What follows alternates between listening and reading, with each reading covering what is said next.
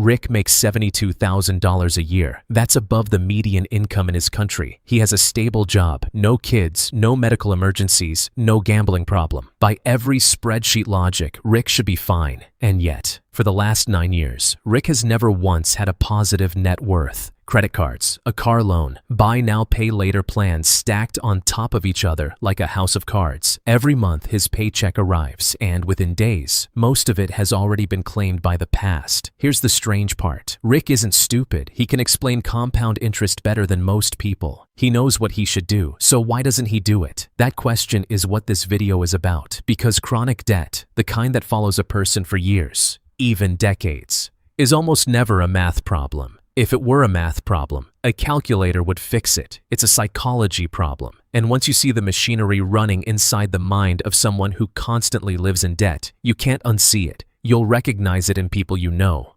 Maybe, and I say this without any judgment, you'll recognize it in yourself. Let's go back to Rick. Every month, around the 25th, something predictable happens. Rick stops opening his banking app.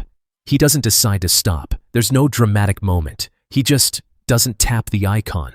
Emails from his bank get swiped away half-read. A letter from his credit card company sits on the kitchen counter for 2 weeks unopened, slowly getting buried under takeout menus. Psychologists have a name for this: the ostrich effect, the tendency to avoid information that we expect will be painful, even when that information is exactly what we need. And here's what's fascinating. Researchers studying investor behavior found that people log into their financial accounts significantly more often when markets are up, and noticeably less when markets are down. We instinctively look at our money when it will feel good, and look away when it won't. For someone in chronic debt, this creates a devastating loop. The worse the situation gets, the more painful it is to look. The more painful it is to look, the longer they avoid it, and the longer they avoid it, the worse it gets. Late fees, penalty interest rates, missed minimums. Rick once went 4 months without knowing his actual credit card balance. When he finally checked, it was $2,300 higher than he'd guessed. Not because of huge purchases, because of interest and fees accumulating quietly in the dark, like mold behind a wall. But here's the key insight, and it's the first thing I want you to take from this video. Avoidance isn't laziness, it's anesthesia. For a brain under financial stress, not looking is a painkiller. It works instantly, it's free, and it costs nothing today. All of the cost is shipped to the future, which brings us to the second mechanism. Because the debtor's brain doesn't just avoid the past. It has a very specific, very broken relationship with the future. Imagine I offer you a choice, $100 today or $110 in a month. A surprising number of people take the 100 today, even though nowhere on earth can you legally earn 10% in 30 days. Now change the frame, $100 in 12 months or $110 in 13 months. Suddenly, almost everyone waits the extra month. Same numbers, same 1-month gap, completely different decision. Economists call this hyperbolic discounting. And in plain language, it means this: the human brain treats now as a separate category of reality. Rewards in the present feel vivid, physical, almost tangible. Rewards in the future feel like rumors, and there's a darker mirror image of this. Brain imaging studies at Stanford found something remarkable. When people think about their future selves, the brain activity looks less like thinking about themselves and more like thinking about a stranger. Read that again. Neurologically, your future self is a stranger. Now think about what a credit card actually is. In psychological terms, it's a machine for transferring money from a stranger, future Rick, to the person holding the card right now. Present Rick gets the sneakers, the vacation, the new phone. Some other guy, some vague acquaintance named future Rick, gets the bill. Would you take $400 from a stranger to buy yourself sneakers? Of course not, but that's not how it feels. It feels like free stuff now and an abstraction later. This is why just have more willpower is such useless advice. Chronic debtors aren't failing to resist temptation with a clear view of the consequences. Their brain is literally rendering the consequences in low resolution, a blurry, muted image of a person they don't quite believe in. And if that were the whole story, it would already be bad enough. But there's a third mechanism, and this one is the cruelest of all, because it means that being in debt actively makes you worse at getting out of debt. In the early 2010s, two researchers, an economist and a psychologist, Sendil Mullainathan and Eldar Shafir, ran a series of studies that should have changed how the entire world talks about money. In one of them, they went to a mall and asked shoppers to solve reasoning problems, the kind used in IQ tests. But first, they asked people to think about a hypothetical car repair. For half the participants, the repair cost $150. For the other half, $1,500. For wealthy participants, the size of the bill made no difference. They performed the same either way. But for lower-income participants, something dramatic happened. When the hypothetical repair was expensive, when it activated real financial worry, their performance on the reasoning tasks collapsed.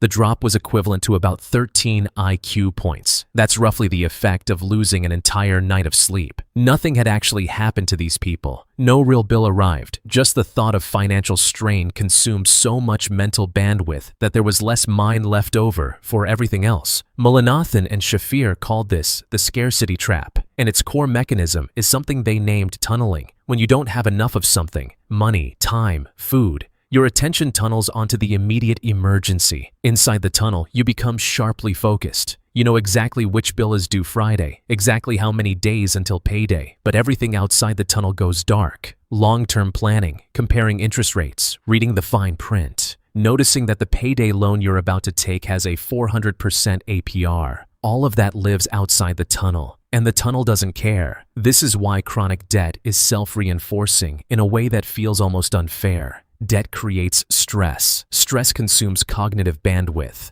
Reduced bandwidth leads to worse financial decisions. Worse decisions create more debt. Rick isn't making bad decisions despite being under pressure. He's making bad decisions because he's under pressure.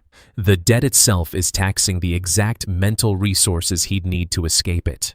So we have avoidance. We have a brain blind to the future. We have a mind taxed by scarcity. But none of this explains one crucial question. How did Rick get here in the first place? For that, we have to go back, way back. Rick grew up in a house where money was a ghost, never discussed directly, only felt. He remembers his parents whispering about bills behind a closed door. He remembers the specific silence in the car after his mom's card got declined at a grocery store. And he remembers the flip side. Whenever his dad got a bonus, the family celebrated immediately. A restaurant, new shoes, a trip. Money that arrived was money to be spent because who knew when it would come again? Financial psychologist Brad Klontz calls these money scripts unconscious beliefs about money, usually formed in childhood, usually inherited from our parents, that quietly run our financial lives from the background. His research identified several patterns, and two of them show up again and again in people with chronic debt.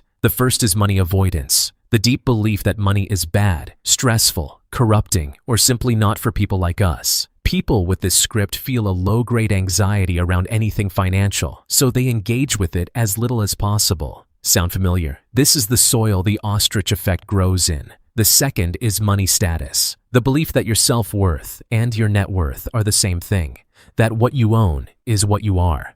People with this script don't buy things, they buy identities. The car isn't transportation, it's proof. The clothes aren't fabric, they're an argument that they matter. Here's what makes money scripts so dangerous. They're invisible to the person running them. Rick doesn't experience, I am executing a money avoidance script inherited from my parents. He experiences, I'll deal with the bills this weekend, every weekend, forever. You cannot fight an enemy you can't see, which is exactly why so many people spend decades fighting the symptoms of their debt, while the script that generates it runs untouched.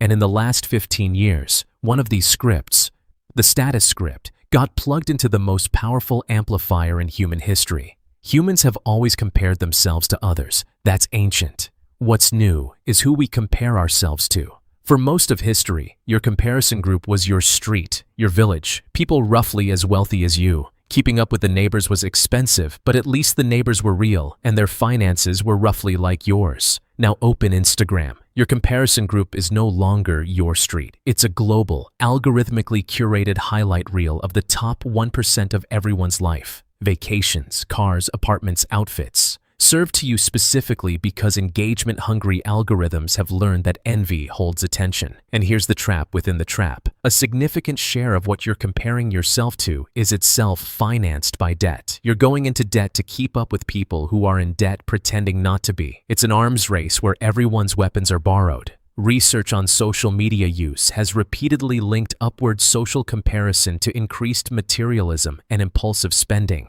Meanwhile, the friction of paying has been engineered out of existence. One-click checkout, saved cards, buy now, pay later split into 4 small payments. Studies going back decades show people are willing to pay substantially more for the same item with a card than with cash. Because handing over physical cash activates something researchers literally call the pain of paying. Digital payments are anesthetized payments. So picture Rick at 11 p.m. scrolling, tunneled by scarcity, blind to his future self, running a status script he inherited before he could read, and the machine shows him a watch.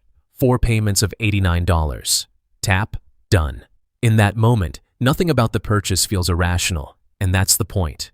Every mechanism we've covered has stacked into a single seamless experience where the irrational feels natural. But there's one final mechanism left, and it's the one that keeps people trapped even after they see everything I've just described. Here's something counterintuitive. The emotion that most reliably keeps people in debt isn't greed, and it isn't even desire. It's shame. Guilt says, I did something bad. Shame says, I am something bad. And research on financial behavior shows these two emotions produce opposite results. Guilt tends to motivate correction. Shame motivates hiding. From the numbers, from other people, and from the problem itself. Chronic debt is soaked in shame. People hide debt from their spouses. Surveys consistently find that a large share of partners conceal debt or purchases from each other. So common it has a name: financial infidelity. People smile at dinners they can't afford because admitting it feels like social death. And shame produces one final devastating piece of logic. Psychologists studying dieters discovered something called the what the hell effect. When a dieter breaks their diet with one cookie, they don't stop at one. They think, well, the day's ruined anyway, and finish the box. Debt has the same effect. When Rick's balance crossed a threshold where it stopped feeling fixable, something in his brain quietly changed categories. The debt was no longer a problem to be solved. It became weather, a permanent condition. And if you're drowning anyway, what difference does one more purchase make? $90 against a mountain of $30,000 feels like nothing. So the mountain grows, $90 of nothing at a time. This is learned helplessness applied to money. And it's why lectures, shame, and you just need discipline don't merely fail to help. They actively make it worse. They deepen the exact emotion that fuels the hiding. So if shame doesn't work, and willpower doesn't work, and information alone doesn't work, what does? Everything that actually works shares one design principle. Stop relying on the brain we've just spent 18 minutes describing. First, make it automatic. Willpower is a fluctuating resource. Automation isn't. A transfer to savings and an extra debt payment that fires the morning your paycheck lands doesn't ask present you for permission. The single most reliable finding in behavioral finance is that defaults beat decisions. Don't try to make better choices every day. Make one choice that removes the daily choosing. Second, reintroduce friction. The economy spent billions removing the pain of paying. Put some back. Delete saved cards from your browser. Impose a 72-hour rule on any non-essential purchase, not to forbid it, but to move it out of the dopamine window and into the daylight. Most 11 p.m. purchases don't survive until Thursday. Third, look at the numbers on a schedule. Briefly, the antidote to the ostrich effect isn't obsessive checking, it's contained checking. 15 minutes, once a week, same day, same time. Ritual beats avoidance because it puts a fence around the pain instead of letting it leak into every day. Fourth, make your future self a real person. In experiments where people were shown age-progressed photos of themselves, they allocated significantly more money to retirement. You don't need software. Write one paragraph about your life in 10 years if nothing changes, and one if it does. The goal is to turn that neurological stranger back into you. And fifth, the deepest one, change the identity, not just the behavior. Sustainable change happens when I'm trying to pay off debt becomes I'm not a person who borrows for lifestyle. Identity is the script rewriting itself, and for money scripts wired deep in childhood, sometimes the highest return investment isn't an index fund, it's a therapist who works with financial behavior.